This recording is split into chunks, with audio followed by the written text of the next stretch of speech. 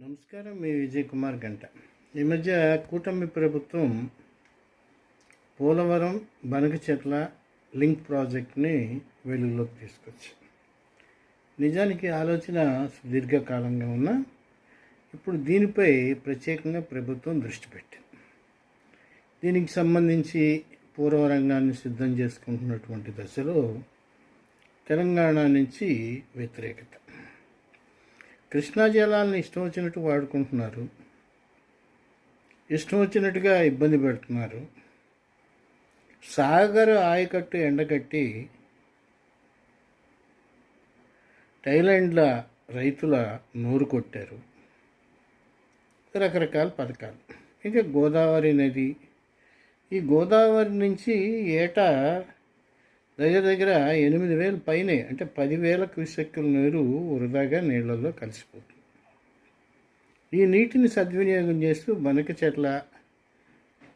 Polavaram Banakacherla link ఛానల్ని ఏర్పాటు చేస్తే చాలా వరకు ప్రయోజనం కలుగుతుంది. సముద్ర జలాలను, అంటే సముద్రంలో గోదావరి జలాలు కానీ వర్షపు నీరు కానీ కలవకుండా నియంత్రించడానికి అవకాశం ఉంది.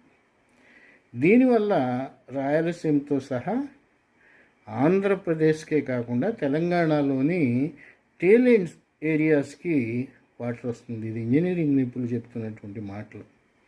చంద్రబాబు చెప్పారను, జగన్ చెప్పారను, ఇంకొకళ్ళు చెప్పారను, లేకపోతే వాళ్ళు వీళ్ళు అంటున్నారు. అయితే ఎడ్డం అంటే తెడ్డం అనే రీతిలో తెలంగాణ రాజకీయ పార్టీలు ఎప్పుడూ కూడా ఆంధ్రాని ఒక శత్రువుగానే చూపించే ప్రయత్నం చేయటం, ఆంధ్రోళ్ళు ఏదో చేశారని చెప్పి ఒక బురద జల్లి ఈ ఓట్ల రాజకీయాలు చేయటం సహజమైపోయింది.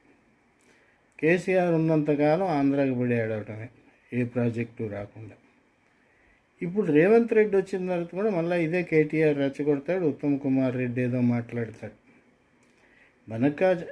పోలవరం బనకచెర్ల ప్రాజెక్ట్ నిర్మాణం జరగాలి. ఆ దిశలో కేంద్రం కూడా సహకారం అందిస్తుంది. ఇది వాస్తవం. నీరుని వృధాగా వదిలే కన్నా సద్వినియోగం చేసుకుంటే తప్పేంటి? కేసీఆర్ కాళేశ్వరం కట్టాడు, ఏమైంది? ఇది చాలా సింపుల్గా అయిపోయేటువంటి ప్రాజెక్టు. బనకచెర్ల పోలవరం ప్రాజెక్టు కోసం ఆంధ్రులంతా సమైక్యంగానే ఉండాలి.